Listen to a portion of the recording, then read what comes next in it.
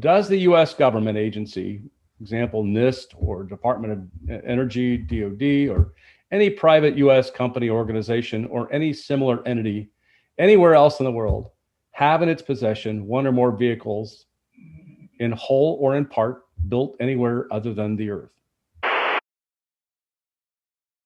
Hal is the president and CEO of Earth Tech International and the director of the Institute for Advanced Studies at Austin, the IASA. He's earned his Ph.D. from Stanford University in 1967. Hal's professional background spans more than 5 decades of research at General Electric, Sperry, and the National Security Agency, Stanford University, SRI International, and since 1985 as president of ETI and director at IASA. He has published numerous papers on quantum physics, lasers, and space propulsion, and has patents issued in the laser energy and communications fields. Hal regularly serves various foundations, corporations, and government entities, including, of course, the Department of Defense and Intelligence Community, as an advisor on leading edge technologies and future technology trends. Was a senior science advisor and contractor to the DoD's OSAP and ATIP program, and was a founder of the To the Stars Academy, TTSA. I'm pleased to have and introduce Dr. Hal Puthoff. And Hal, I'm turning it over to you. Okay, you should see my starting slide. Is that showing up? It says UAP studies, managing the transition intelligence problem to scientific problem. Okay. Let's start with the intelligence problem. As all of us, or many of us who are attending this conference know, for many years, actually several decades, the Air Force had a program to take in reports from the public and also from military people and try to analyze them and come up with some kind of conclusion. And that was Project Sign, Project Grudge, Project Blue Book, and so on. But eventually, the Air Force kind of wanted to get out of it, frankly. So they gave a contract to the Condon Committee at the University of Colorado, and they did a year study, and then they finally said, science isn't going to be served by chasing this subject area, so we recommend that it be terminated. And so, in fact, in early 1970, it was terminated. And now what that meant was that after that time, if you were to call the public affairs office at in the Air Force and say, well, what's the latest with regard to UFO sightings? It would turn out that they'd simply say, oh, no, we got out of that business in early 1970, nothing to see here. We're not investigating UFOs anymore.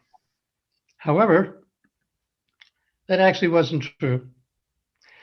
It turned out that the very memo by General Bollinger that terminated the project, terminated Blue Book project, down in the fine print had a statement, reports of UFOs which could affect national security would continue to be handled through the standard Air Force procedures designed for this purpose.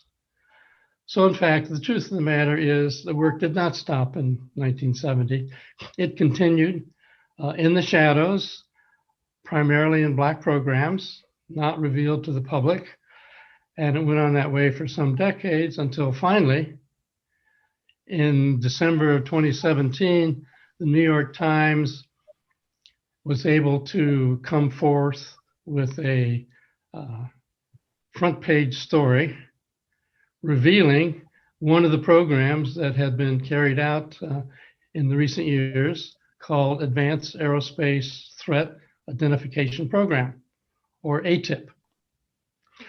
This was a major story. It sort of started the whole current media coverage that we've been seeing. And of course, as soon as that story came out, mainstream press coverage was all over it.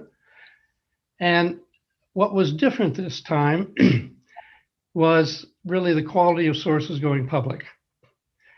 In previous times, if you had someone just simply saying they saw light in the sky or whatever, the tinfoil hat crowd label could have been thrown at it.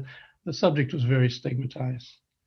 But here, the quality of sources going public, once this New York Times article came out, consisted of people like ex-Senate Majority Leader Harry Reid, who in fact was the one who set up the most recent program, top-rated F-18 pilots like Dave Fravor and so on, who encountered UAP at close range, and a number of significant DoD and intelligence community officials. So suddenly, we had some coverage without the usual stigma. Well, what about this program, ATIP? Actually, it was initiated in 2008 under the acronym OSAP, Advanced Aerospace Weapons System Application Program. But very quickly, by anyone in the program, we used the nickname ATIP, Advanced Aerospace Threat Identification Program. So that's the phrase I'll use to describe it. Well, the program was initiated by DIA, Defense Intelligence Agency, and they were concerned about threat from UAP. As they said, crafts, drones of unknown origin. Now, what was different now as compared to earlier years is there are multiple surveillance and reconnaissance platforms of high quality. And so true intelligence assessments could be carried out with really good data because we had excellent reconnaissance data coming in.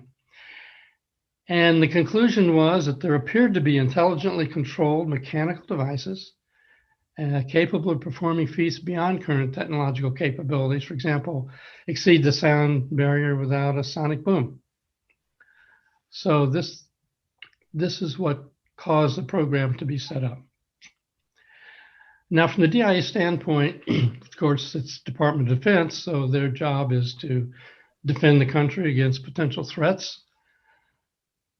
Obviously, they would have to be concerned about what could be called the current threat, and that is this phenomenon is going on, possibly a foreign derivation, say the Chinese or Russian, could include off-world, no way to tell until it's absolutely nailed down, and being globally deployed and tested, including in the continental United States.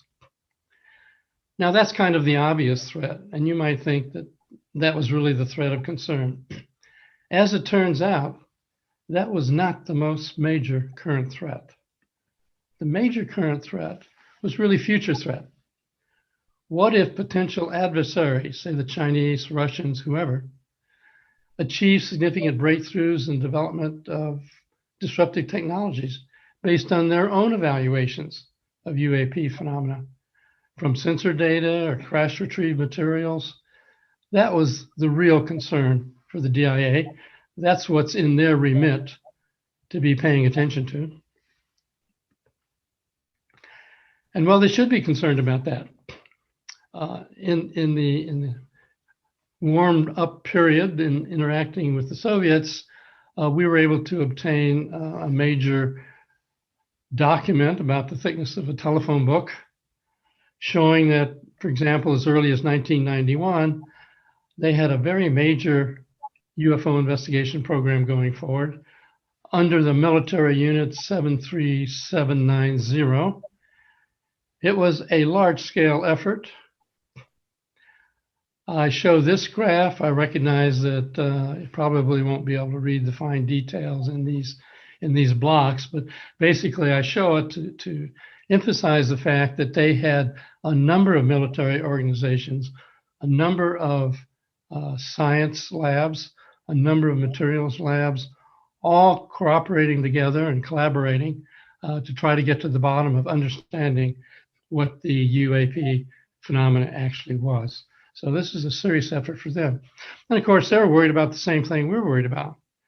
And that is, suppose we make some great progress on the basis of materials or crash retrievals or just our analysis of the data.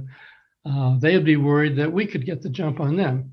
So this went back and forth by both sides, typically under black programs. And of course, now with all the news coverage that's come out in the last couple of years, I'm sure many of us have seen interviews of Commander Dave Fravor, who talks about his interaction with the Tic Tac. And again, for those who say, well, can you really determine something from kind of a fuzzy video or whatever? It's important, and he's emphasized that when these events occurred, there were multiple sensor platforms recording this. Radar recorded its presence, IR recorded its presence, Dave Fravor had eyeballs on it, even did a little semi-dogfight chasing it. And so anyway, that's been now presented to the public. And of course, many of us are familiar with Lou Elizondo, who's had a lot of media coverage. He was one of the last directors of the ATIP program. And he felt that not enough was being treated seriously. And so for that reason, he left the Pentagon in order to be more public about doing whatever he could to legitimize the topic. Many of you are familiar with Lou.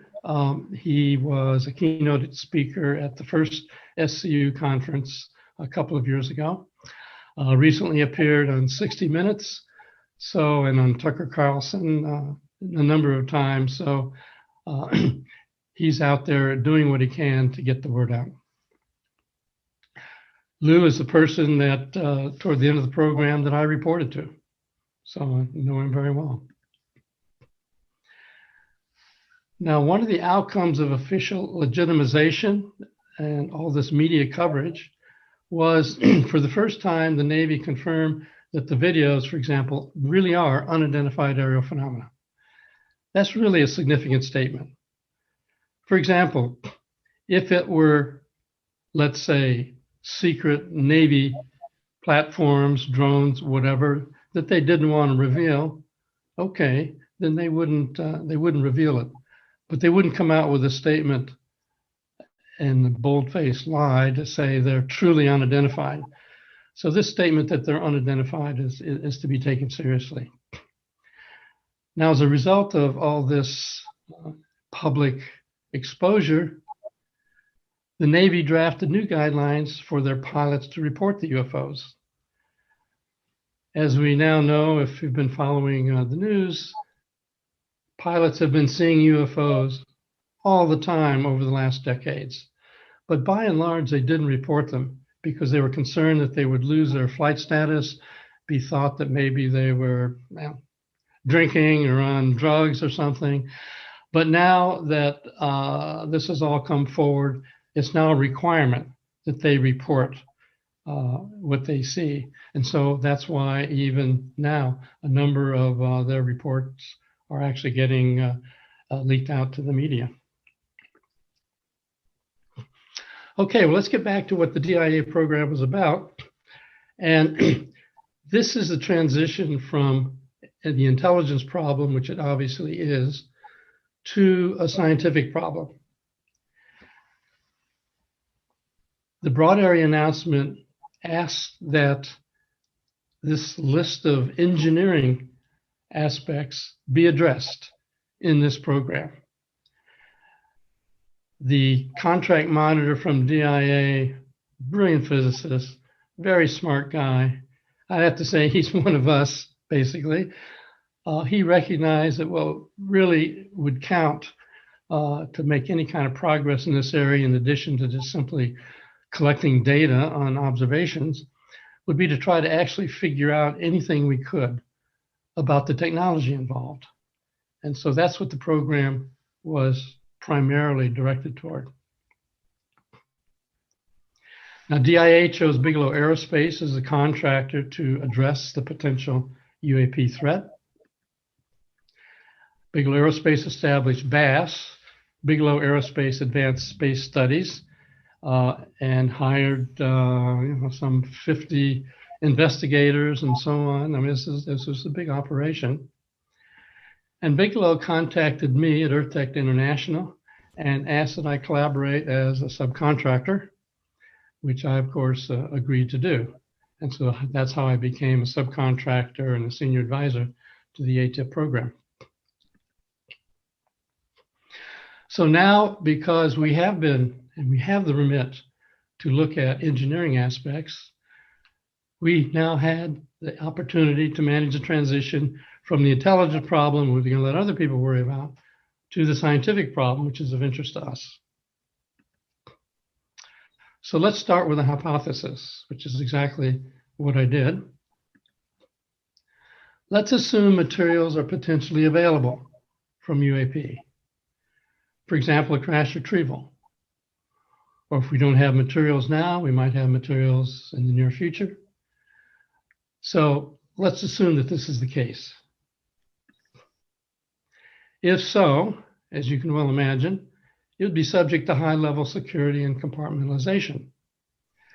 Not so much that it's to be kept from the American public, but rather anything that might be learned in a program like this could be kept from potential adversaries who will be looking for clues to develop their technologies. Well, how are you going to handle that? You got high-level security compartmentalization. It'd be difficult for contractors that might be working in this area to obtain expert opinion on critical technologies. You just don't call up your local university Ph.D. and say, you know, I've got a problem here. I've got this chunk of UFO material. I can't quite understand it. Would you take a look? I mean, it would all be out. I mean, that's the end of black program coverage of it. So how do you address this issue? High-level security, compartmentalization, difficult for contractors to obtain expert opinion in critical technologies. This was the challenge that I was given. Okay, my response to the challenge was pretty straightforward. I said, okay, well, let's commission white papers about from subject matter experts around the world, unclassified, and simply ask them where their particular aerospace-related subject area would be in the year 2050. I represented it as a general survey of aerospace futures. Of course, I didn't say, you know, this is really to help us out with the UFO program. No, I just simply said this is a general survey. But these are unclassified white papers, so I could go anywhere in the globe, and I did. I mean, some of our best papers on invisibility, for example, came out of Scotland. And I told the people that I contracted to develop these papers that they were free to publish their results in physics journals. That'd be just fine. So I let out 38 contracts over a 2-year period. I'm going to show you the topic areas that I covered. These are the areas that I considered significant and that I thought we should get our best evaluation of. And you can see even talking about things like warp drive, space-time metric engineering, traversable wormholes. I mean, we weren't just digging around the edges. We were basically going for the jugular to the degree that I thought we could do it. Here's another set of papers. The high-energy laser weapon one was classified, but the rest were unclassified. Pushing the envelope, negative mass propulsion, whatever. Anti-gravity for aerospace applications. As you can see, we really wanted to cover the very edgy topics. But since we were going to experts and asking them where their subject would be in 2050, we were giving them permission to extrapolate, to think out of the box. And that's what gave us really good data.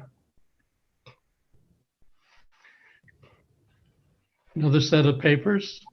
This is sums up the 38.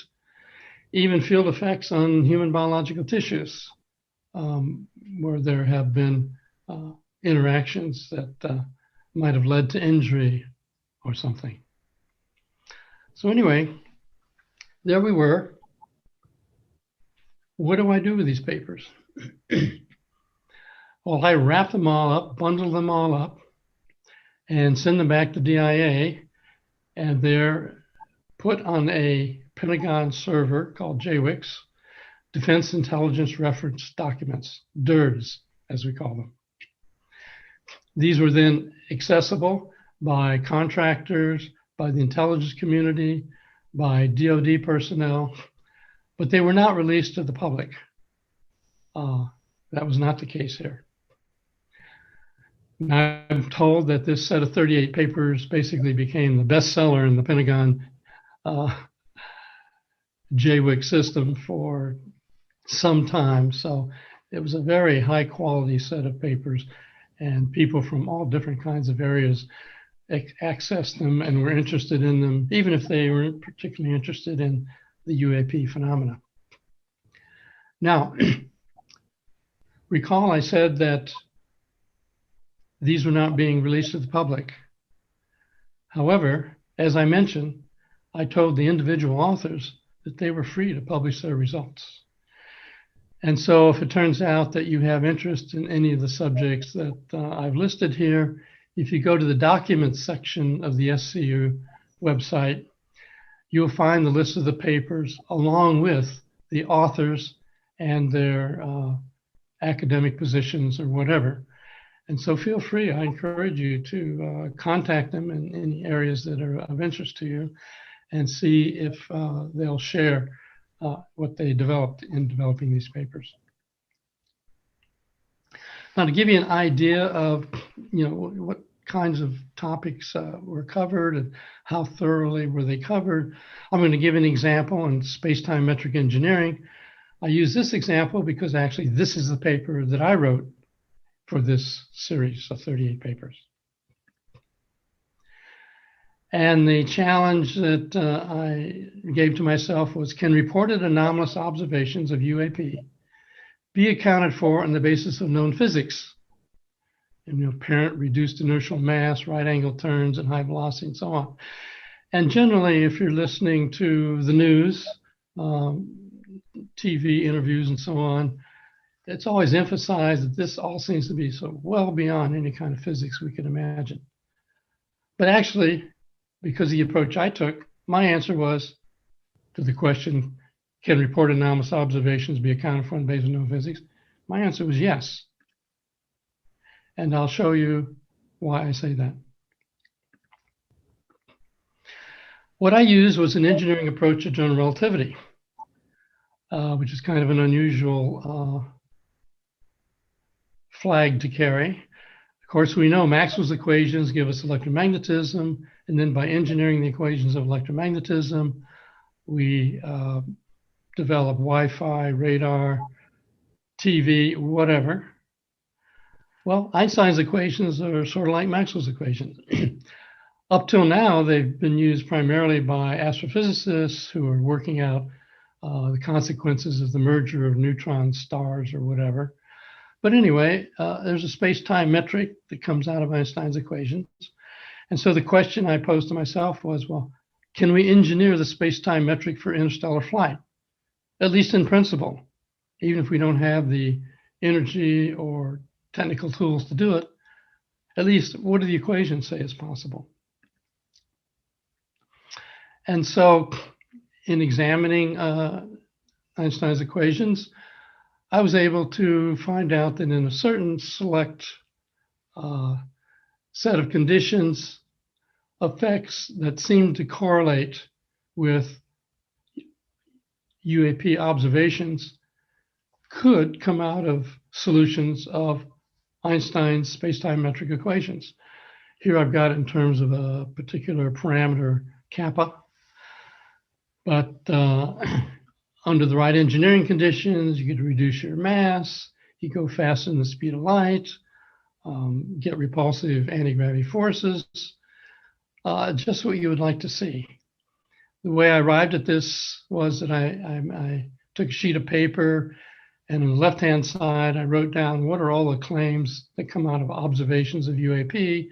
And then I wrote down on the right-hand side of the paper, what are all the effects you might expect to see if you engineered the space-time metric? And they fit together, hand in glove. I'm going to throw in one high-tech slide here for the general relativity buffs in the crowd, where I specifically list the space-time metric components. If you're interested, as I said, we were permitted to publish our papers. So I published this paper in a journal, peer-reviewed, and it's posted on the SCU website in the documents section. So if you're into this kind of thing, feel free to take a look. And what kind of predictions do we get out of it? Well, what about the velocity of light constraint? You can't go fast enough velocity of light. Well, that's a statement out of special relativity, not general relativity. And we hear about wormholes and so on. Well, to an engineer, the speed of light is given by that equation there. C is 1 over the square root of mu 0 epsilon 0, the permeability and permittivity of the vacuum. So in space-time metric engineering, you go in and you simply re-engineer mu and epsilon to be much smaller, which means that in that region of space, C is much higher. And therefore, zipping across the universe in a wormhole is not in principle ruled out. And I'm talking science fiction here. I mean, this is academic textbook stuff that general relativity people investigate all the time. So that could handle the issue of, well, they're so far away, how could they ever get here? Another consequence of engineering space-time metric under conditions that would lead to the kind of effects that we think we're observing is that there tends to be a blue shift. What do I mean by that? I mean, in the rooms where you're sitting right now, you don't see most of the electromagnetic spectrum. It's in the infrared, it's in the heat spectrum. What we see with our eyes in the visible is a relatively small part of the EM spectrum. But under the conditions in which space-time metric has been engineered to produce the kind of effects you might expect to see in a UAP, you get blue shift, which means, first of all, some of that infrared is going to be upshifted into the visible part of the spectrum. And so you'd expect craft to be actually quite bright, which is one of the things that in fact is reported. Well, a way we could check that out, set up some spectrum analyzers and see if you record a black body spectrum that's been blue shifted. So that's a challenge I give to the spectrum analytical crowd. And of course, with this blue shift, there's a prediction of near field exposure injuries.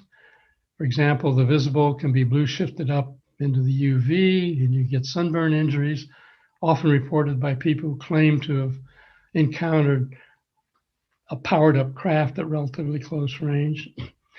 Or if you're too close, it can even, some of that visible spectrum, which ordinarily isn't harmful, can be shifted up into the soft X-ray region and you get radiation injury. Cash Landrum case, for example, could fit into this category. So there are specific predictions. In fact, during the ATIP program, we took a look at some data that came out of Clarice Island investigation in Brazil, 1977-78. There's a tremendous amount of data collected by the Brazilian Air Force. 1,000 pages of documents, photographs, film, physiological effects. It was like scenes out of Close Encounters of the Third Kind. So we collected up all that information and examined it, and I'll just give you one graph here about it where we listed the medical injuries. And some of these same responses to claimed encounters at close range do correlate with what we've seen in some cases that we investigated. So that's a prediction that comes out of space-time metric engineering. Now, by the way, it isn't that I thought of this all by myself. It turns out that there's an excellent book that most people in UFO and UAP investigation seem to have overlooked. It's called Unconventional Flying Objects, written by Paul Hill, who's a chief science manager at NASA Langley Research Center. He came up with the idea that in order to match into the observations, the craft must have what he called a direct acceleration field. And when you read his book, you realize it's what today we would call metric engineering. It says gravitational like in nature, gravity canceling. It would permit 100 G's relative to environment accelerations without any onboard high G forces. You could get supersonic flight through the atmosphere without sonic booms, which is one of our observations. And he did detailed calculations and computer simulations to show that with this metric engineering approach, you end up developing subsonic flow patterns of streamlines. So you prevent shockwave drag, you prevent aerodynamic heating. Just exactly what seems to match into the data. He predicted flight profiles that matched observations. And so he came to the conclusion that UAP appear, at least some of them, appeared to be engineered platforms on the order of 30 tons. I think he got that number from some dents in some railroad tracks, demonstrating 100 G accelerations, 9,000 miles per hour in the atmosphere. Well, of course, as you can imagine, while he was a chief manager at NASA, no way he could publish this book. Back in those days, it definitely would have been a killer for his profession. But he arranged that the book would be published posthumously. And so I highly recommend it. If you haven't seen the book, please get it and read through it. It's very detailed. A lot of graphing, a lot of excellent work. Now, based on all of this, of course, I and my colleagues are not being quiet about it. We've listed and provided a number of briefings to the Senate Armed Services Committee, the Senate Select Committee, Intelligence, briefings carried out by myself, by Lou Elizondo, who, as I mentioned earlier, is a retired director of the DoD's ATIP program. Chris Mellon, long career as Deputy Assistant Secretary of Defense for Intelligence. So he has really good connections into the Congressional Committee. And so he's been very active in briefing senators and congressmen. My colleague, Eric Davis, who was my Chief Science Officer at EarthTech International. So he's been involved in a number of these briefings. So a lot of briefings have taken place behind the scenes. Now, as we've heard from what Rich said earlier, the Pentagon has set up a UAP task force. It was requested by Select's Senate Committee for Intelligence, Senator Marco Rubio, who's the chairman of it. It was actually established and approved by the Deputy Secretary of Defense, Norquist. So this is finally getting treatment at the high levels where it deserves to be evaluated. It's led by the Navy under the cognizance of the Undersecretary of Defense for Intelligence. It was created to improve, quote, understanding of and gain insight into the nature and origins of UAP. The mission is to detect, analyze, and catalog UAP that could potentially pose a threat to U.S. national security. That's the Pentagon's requirement. And they were told to submit a report within 180 days to Congressional Armed Services Committee. It's supposed to be a broadly available unclassified report with a classified annex. And that's if they keep to their deadline, that should be coming out before the end of June. So we'll see what it says. And that's being taken seriously all over the globe. Here's a major document that came out of the Israeli think tank, the Begin Sadat Center for Strategic Studies, where they outline whatever has been released so far about the Pentagon's UAP task force.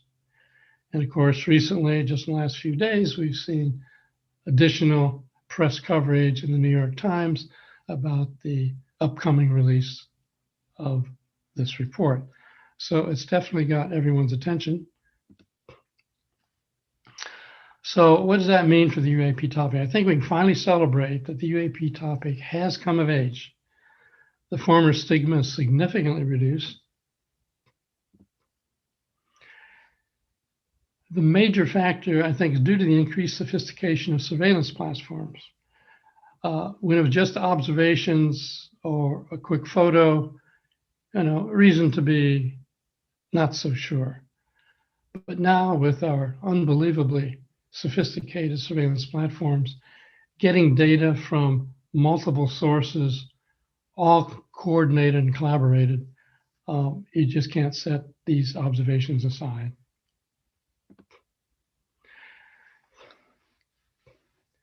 So the data that even that's now publicly available lends itself to analysis and engineering evaluation, as I showed with regard to the 38 papers, at least addressing topics that would be of significance for this area. Therefore, I think our scientific and engineering community can legitimately look forward to significant progress in our understanding of the UAP topic as the future unfolds. And our Society for that we have here, the SCU and MUFON and other areas beginning to make their contributions, I think we have a very rich future coming along in which this topic will be treated seriously.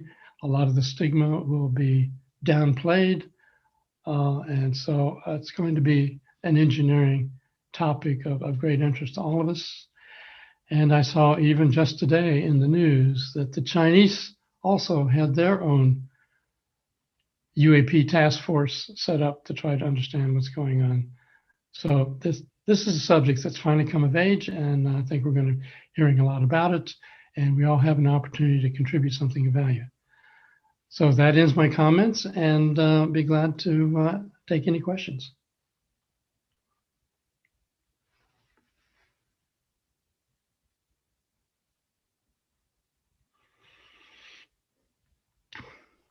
Hey, one question for Hal. This is Joe Denoto.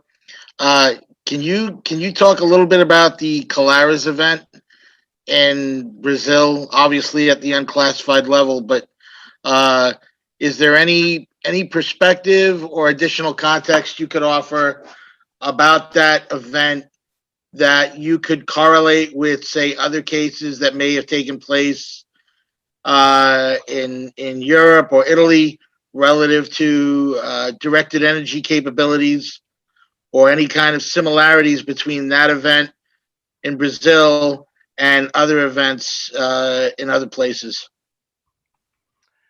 I think the answer basically is yes. As you saw in my graph, there's an enormous amount of data, and it lasted over a couple of years. We actually met with the general from Brazil, who was in charge of seeing all this get evaluated. And because there was so much apparent direct interaction in many cases between the UAP phenomena and some of the civilians there living on Colares Island, that's why we got, in addition, all of the medical data about potential damage to people. So in our case, we had medical doctors who, have access to studies carried out in various U.S. agencies and scientific groups like Los Alamos, whatever, in which there have been collection of data, typically done with animal studies and so on, which show what kinds of injury you might expect when getting too close to, let's say, what I would say is blue shifted infrared, I mean, up into the microwave and low X-ray region and so on. And the data from any studies where people have, for example, accidentally gotten exposed to high intensity microwaves or whatever, and then looking at the data out of the Colaris incident, our medical investigators said that looks pretty correlatable. And so, in fact, you know, some of the people that were involved in those studies are also involved in looking at additional data from, you know, what we call the Havana syndrome and so on. So it does seem like it's all of a piece. I don't think we have the answers finally nailed down for sure, but there does seem to be at least relatable elements of all of those studies. The next question, folks, I'd like you to be able to use the question and answer in Whova. Please direct your questions there. We're going through them and giving them out, as opposed to doing this. So we want you to hit the people. There's a lot of people that have already put in questions. Hal, here's one. Wouldn't it be the right time to bring in a Russian and Chinese scientists as well? I'm convinced we can learn a lot from their history in the UAP, UFO, or the USO research. Well, it's a double-edged sword. Obviously, having people present their sightings from other countries and what kind of data they've collected would certainly be of use to us. But of course, if you have that colloquy, we're going to have to share some things that we've learned. And of course, that's what's of great concern, at least in the DoD and intelligence community. And that is they may be missing a critical piece of data to make some giant step forward. And we just happen to have that particular critical piece of data. And if we shared it with them, that would be a problem. So on the one hand, certainly at the unclassified level, if we can find ways to collaborate with representatives of UFO investigative teams in China and Russia, I think it would be a move in the right direction. But it would have to be handled very carefully. Agreed. The DoD definition for threat includes elements of both intention and capability. Assuming the capability has been adequately demonstrated by recent videos, then what remains is to determine intention. But if we do not know what these craft are, or who or what controls them, then how can we begin to assess intention? What would be the criteria? Is it merely that they have yet to do harm? Well, one of the sort of signatures, which I think you mentioned earlier, is the fact that a lot of the UAP observations have been near our nuclear facilities. And specifically, as has been reported, a wonderful book by Robert Hastings on UFOs and nukes, some of our nuclear silos have been turned off. And we happen to know that the same thing has happened in the former Soviet Union. So when you look at that and you say, okay, what does that mean in terms of threat? Well, one way to interpret it is that they're good guys and they're just letting us know that if we get too frisky down here and decide to have a nuclear war, they can turn it off. On the other hand, if they're bad guys, you could say, okay, before they're just the reconnaissance group that check out whether they can be sure to take out our nuclear defense when the armada shows up. So of course, intention is everything. And at this point, as far as I know, we don't really have a clue. We read all the tea leaves to try to figure out what it is. So it's still up in the air, and that's why I mean, fortunately, at least we haven't had a lot of shoot downs of American craft or other country craft chasing UFOs. So that's somewhat encouraging. But it's really, intention is sort of the big topic of interests that we really wish we could get to the heart of, and we're not there yet. So it's up in the air. But there's no doubt that the correlated sightings are definitely seem to be tracking our military elements. Do you have a working hypothesis as to how these craft navigate while encompassed in the field, given proposed electrogravitic effects or fields effectively remove the interior craft devices from the local space-time? To first order, I'd say no, we have not figured that out. On the other hand, there are certain elements of what it's like if the model is correct about space-time metric engineering. Inside the craft, everything is working relatively normally. It's just that when they look out, they see the rest of the world in redshifted and moving in slow motion. So at least in terms of detecting their environment, it's pretty reasonable, what they would be able to see. Now I know that in investigating things like superluminal travel and wormhole travel, you get into the whole thing about, well, can you get ahead of that in order to direct yourself and so on? And those are questions that are still being investigated by people doing various general relativity models. But on the other hand, there's sort of kind of a simple side of it, and that is the people inside the craft, if there are people in the craft, to them, things are very, very normal. So even though from the outside we say, oh, why aren't they fried by the blue shifted radiation and so on? Well, it's that under this model, all their atomic structure and chemical elements are also all blue shifted. So relatively speaking, to them, they're in a kind of a normal space. Okay, next question would be, with regard to intention, it would be important to know who they are and where they are from. What can you say about that? I can say I don't know the answer to that. All right. Hi, the subject of this conference is compelling. I just want to know if there will be some mention to the supposedly big declassification of UFO-related documents by several U.S. organizations after the law signed by former President Trump and enacted in last December. I really have no clues about what would be disclosed, but general media and ufologists keep saying that the big thing is coming. What are your thoughts about the big thing?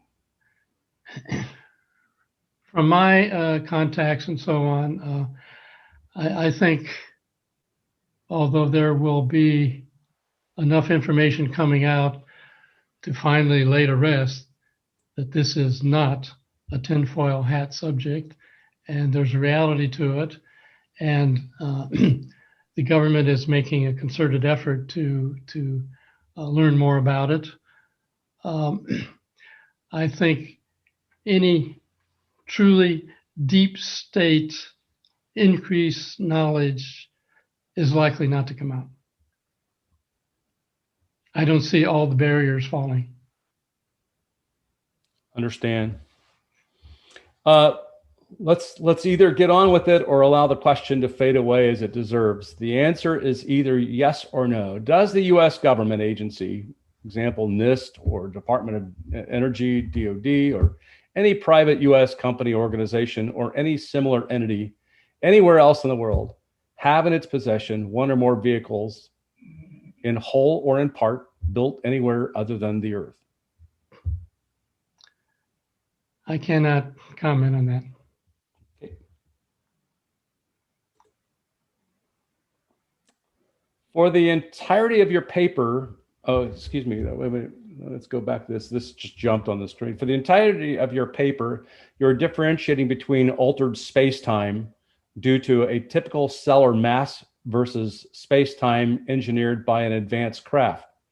Yet in the time alteration section, are you suggesting that a craft could engineer both a time-slowed condition, giving an individual the experience of missing time, as well as the time-sped-up condition? Can you elaborate on missing time?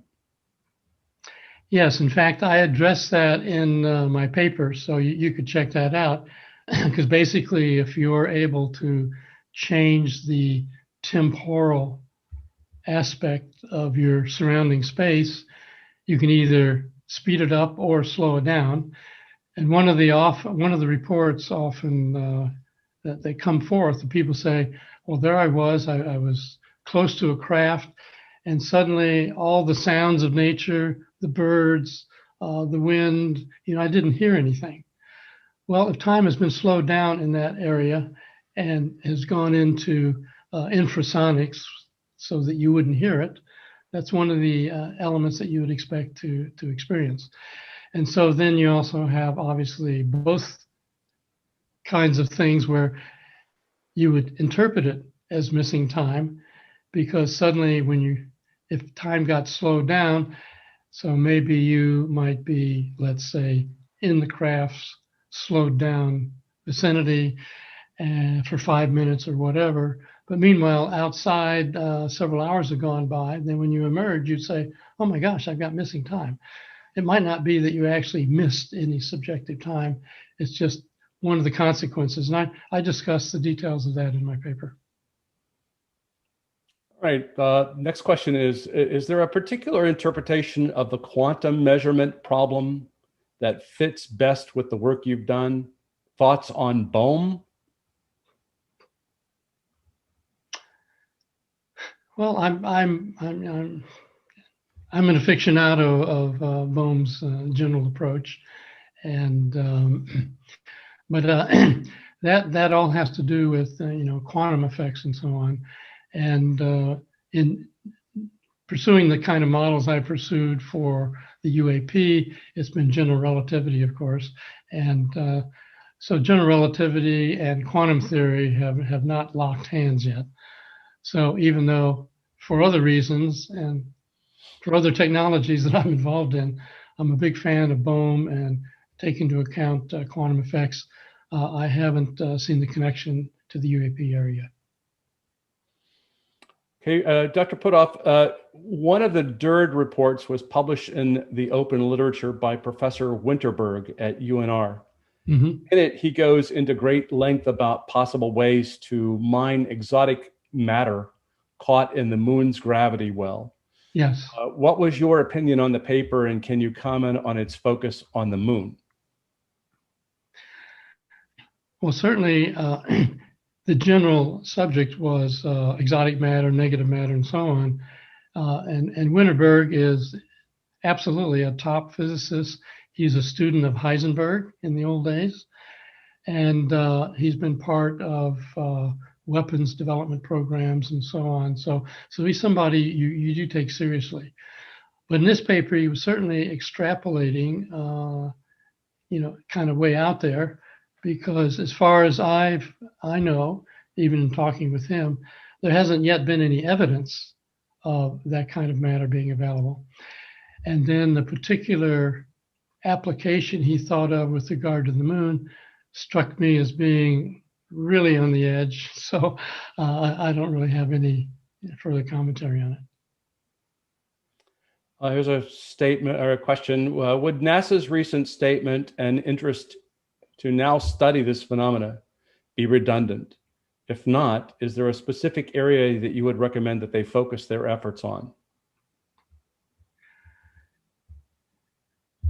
Well, in the public unclassified menu, there are a number of claimed pieces from various craft, from crashes, or one was shot off decades ago that has pretty good credibility and so on.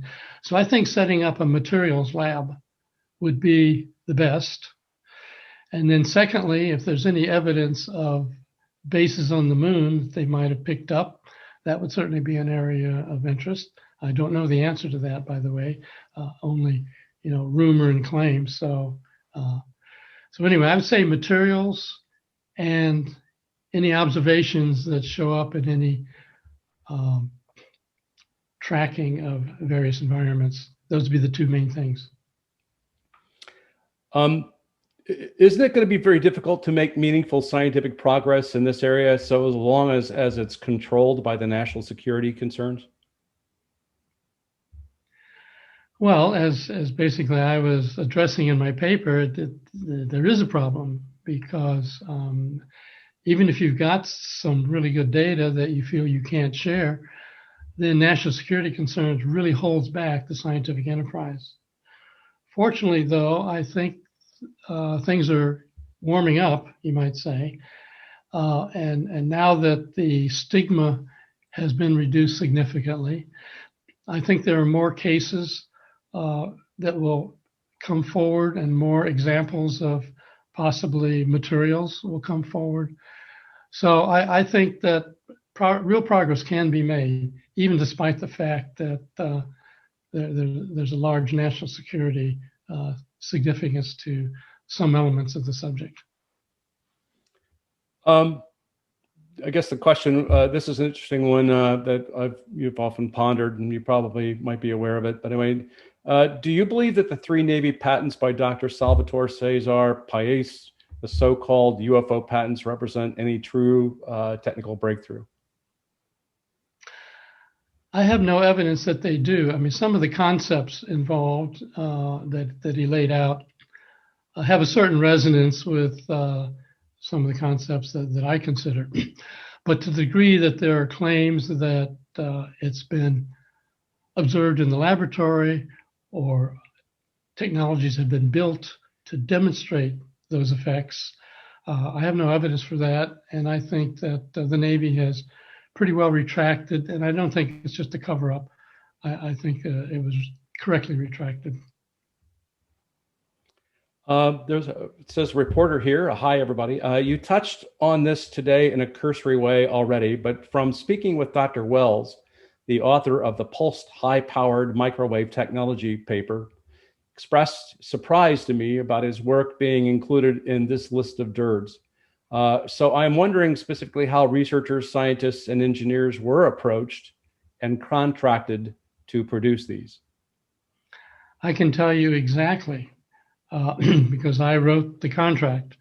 And basically, and by the way, in response to what Wells said, I have once, of course, we thought this would never particularly come out as being part of a UAP effort.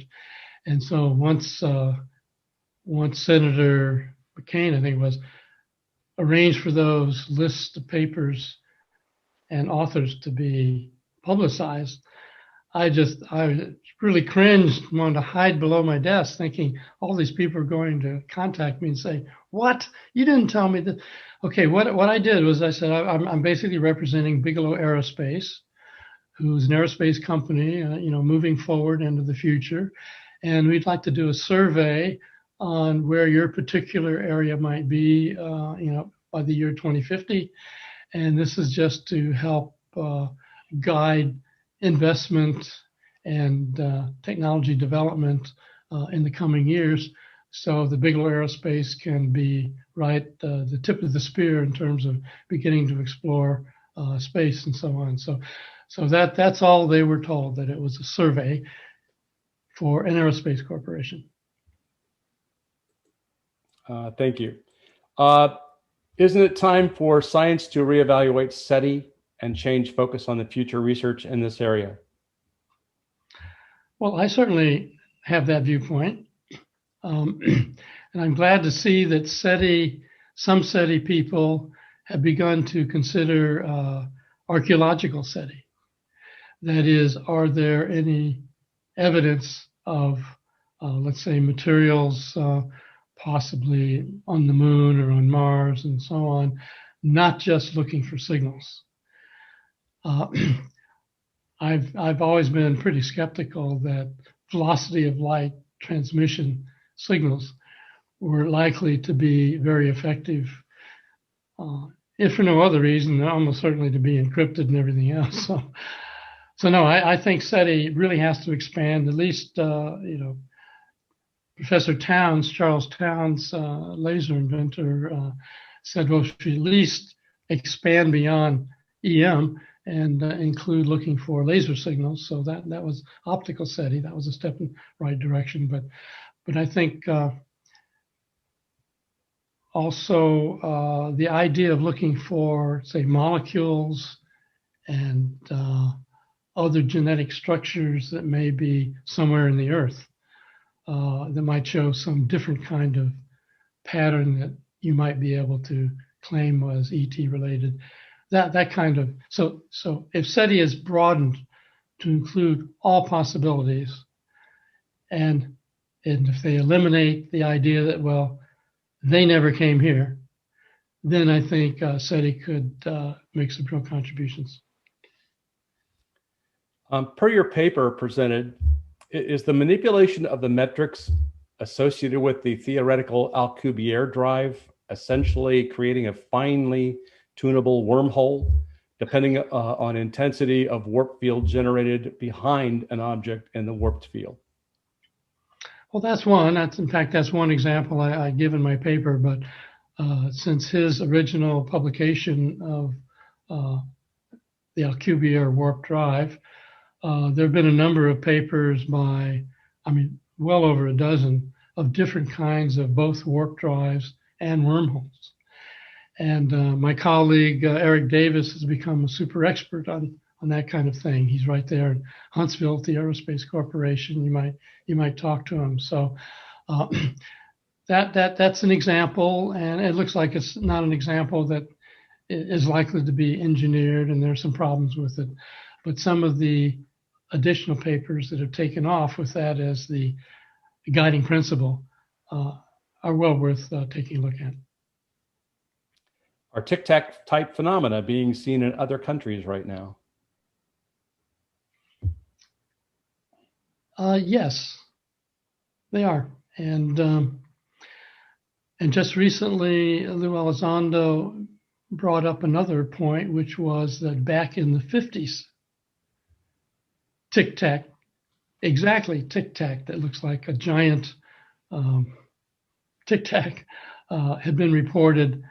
And so he recently, I guess it might have been on Tucker Carlson recently, last couple of nights, he showed this paper from the 50s, generated by the military. It had been finally declassified, in which they saw precisely the tic-tac shape.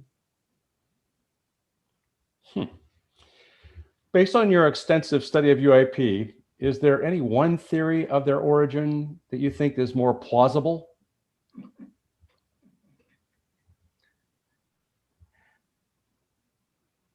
Well, it's a complex question, and I've got a complex answer. And in fact, I wrote a paper which I haven't published called the ultra-terrestrial hypothesis. And so I listed what are all the options. Okay, obviously it could be something by one of our military groups here on the planet.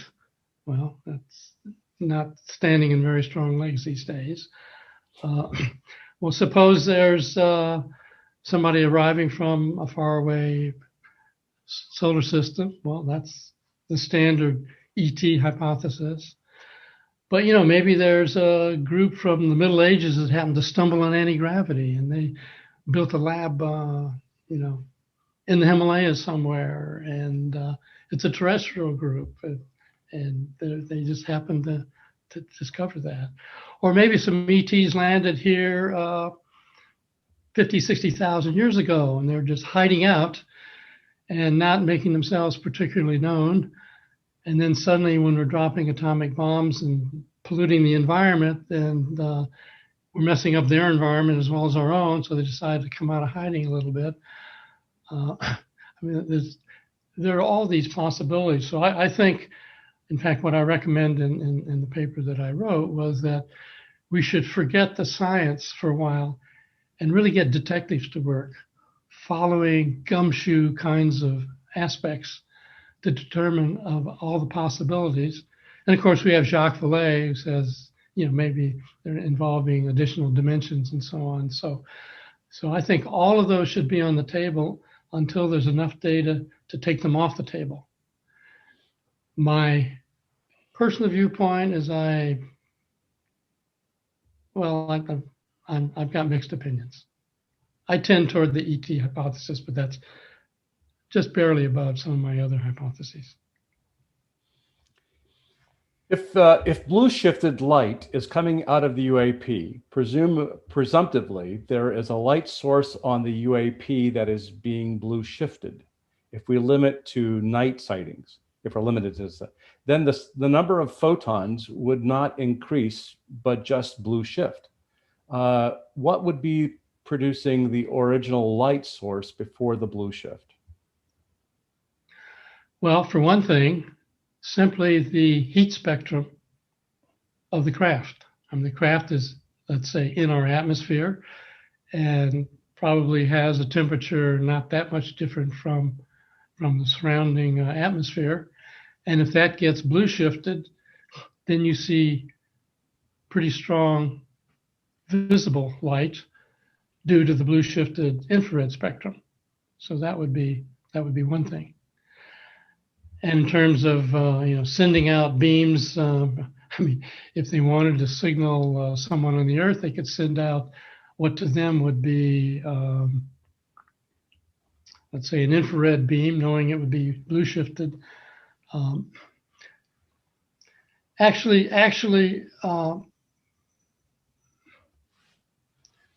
whatever light comes from a craft would be blue shifted. So you could arrange whatever you wanted if you have control over what kind of optical signals you're emitting.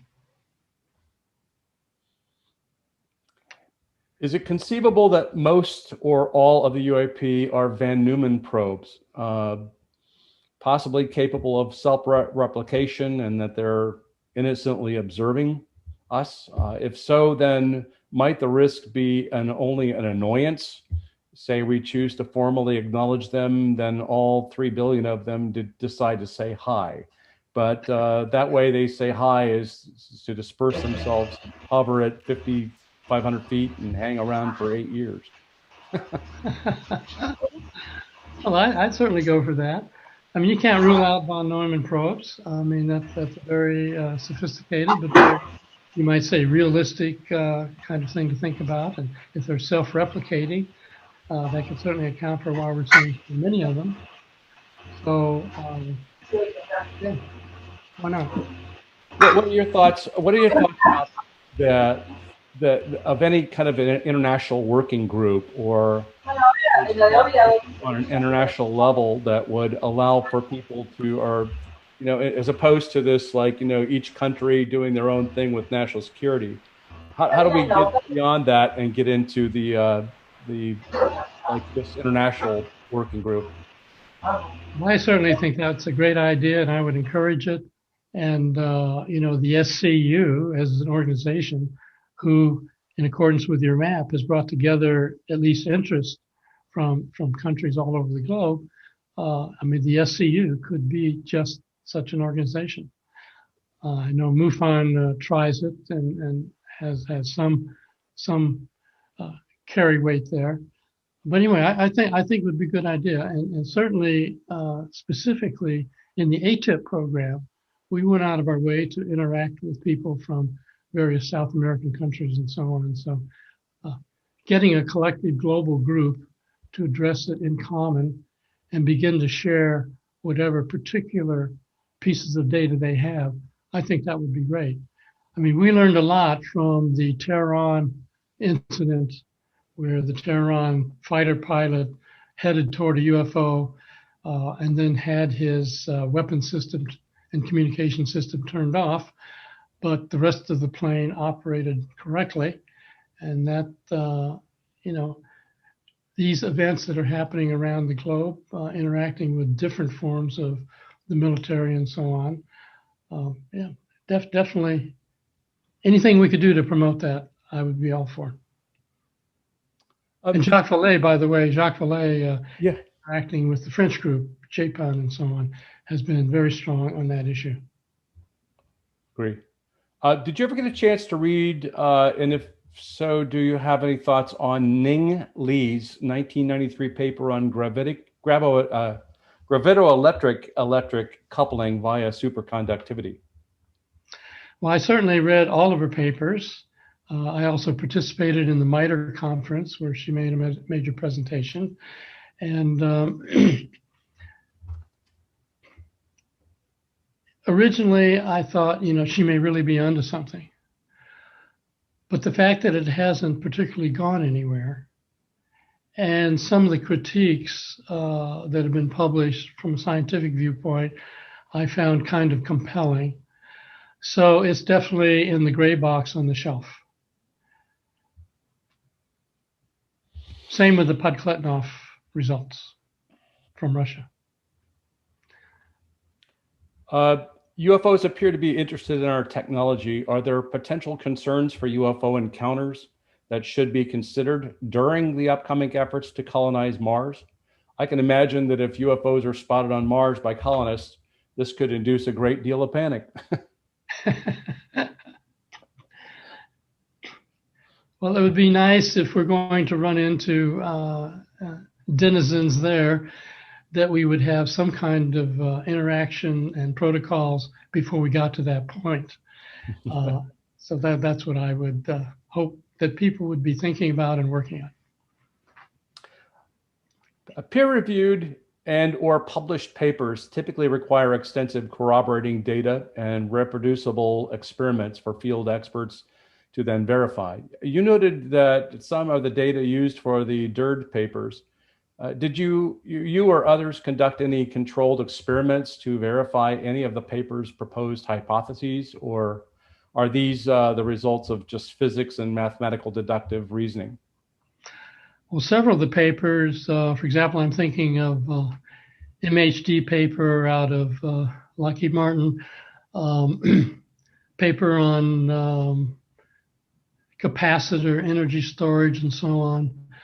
There are several papers in that group of 38 that are actually the results of years of laboratory experimentation and data collection, and it's presented in those papers. So the papers aren't all just, wish list kinds of edgy proposals. Several of the papers have a lot of experimental data involved, so you'd have to go paper by paper, but some of them are really quite detailed, have been published in the peer-reviewed literature, have had replications in other laboratories that are referenced.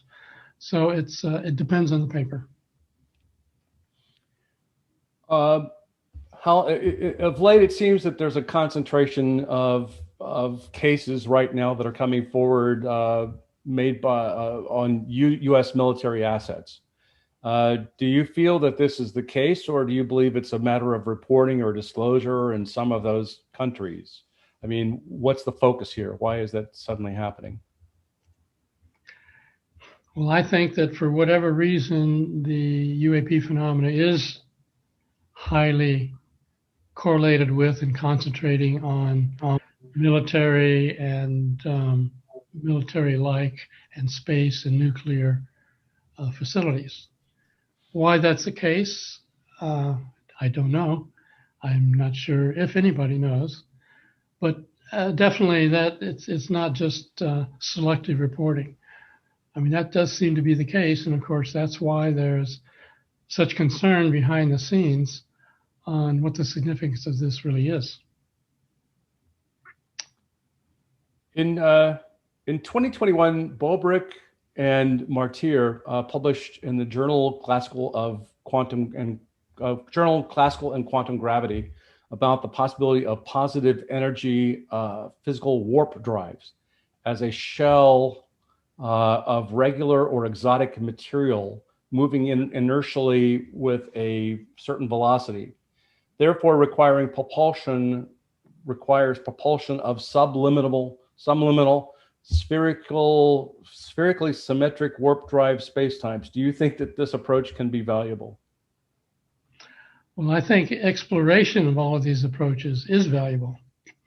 And from the math and the theorizing, outcome predictions, and then those predictions, if we have an opportunity in the lab or an opportunity in seeing UAP in the vicinity, we might be able to check out whether those predictions are valid. So I think all that kind of work is certainly useful.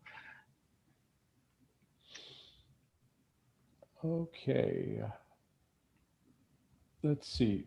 Have these objects convincingly demonstrated any kind of telepathy or psychic activity? In other words, is there any connection to that? I know that you were heavily involved with like the remote viewing type of thing and some other kinds of studies and stuff like that. Do you see that there's any connection between the objects and anything of that nature?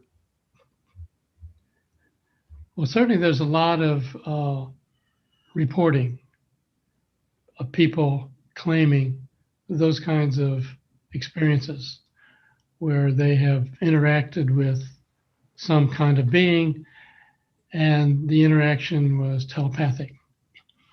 So as far as I know, it's not pinned down in the scientific sense that all of us at SCU would like to see.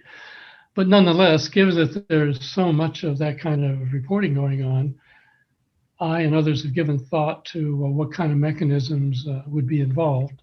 Mm-hmm. And we've done some modeling, and I'm pursuing some quantum communication technology that may have a relationship. So I think it's a fruitful area to think about and to try to gather data on. But in terms of its relationship to UAP phenomena, it's still sketchy, at least from a scientist's standpoint. Just a question here that it's been plaguing me too. Is it seems like all the recent sightings and stuff like that have always been with the Navy, and it seems to be that they're taking the lead right now with the DNI and everything else. The United States Air Force is responsible for the control of our skies. Why is it we don't see anything from them? Actually, that's a good question, and I actually don't know the answer. I know that the Navy has been, you might say, more active and pro-investigation for a long time. And certainly recently, it's been the Navy pilots that have had the primary viewings, as far as we know. So I don't know whether that means the Air Force has some equivalent, and they're just not wanting to get on the public bandwagon about it. Or maybe for some reason, with a lot of the UAP coming and going from the ocean, maybe it's more of a Navy thing. So I don't actually know the answer to that. Okay, and we have like about one more minute, and I'm just going to ask you this last question here. Do you believe that there are any current craft that have the properties of tic-tac objects and are human groups that can take ET home? I think that's referencing, referencing Ben Rich's statements. Yeah, Ben Rich's statement. I'm skeptical. I mean, I can't absolutely write it off, but with whatever access I've had, and of course, everything is still very stovepiped, so it could just be that I don't have the access. But I haven't seen any evidence of that. Watch more podcast clips now on our YouTube channel. Go to Livewire Podcast Clips and watch more great podcast videos just like this one.